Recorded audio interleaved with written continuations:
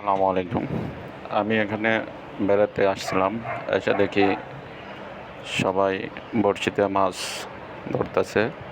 তো জিজ্ঞাসা করলাম সবাইরে, পরে বলতেছে এটা টিকিট, ২,০০০ টাকার টিকিট আর কি।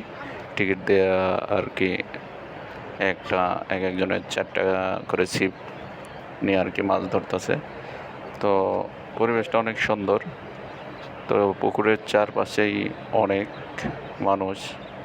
তো এখানে ছোটোকালে তো আমরা অনেকেই মাছ ধরতাম, বড়শি দিয়ে মাছ ধরতে অনেক ভালো লাগে। তো এখানে তো মাছ ধরতেছে অনেক, সবাই দাঁড়াইতে দেখতেছে, সাধারণ মানুষ। আমিও দাঁড়াই থেকে দেখলাম এবং কিছু ভিডিও করলাম। মাছগুলো মোটামুটি ভালোই, প্রায়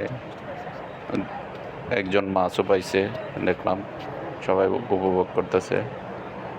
এই যে আর একটা মাছ ধরছে।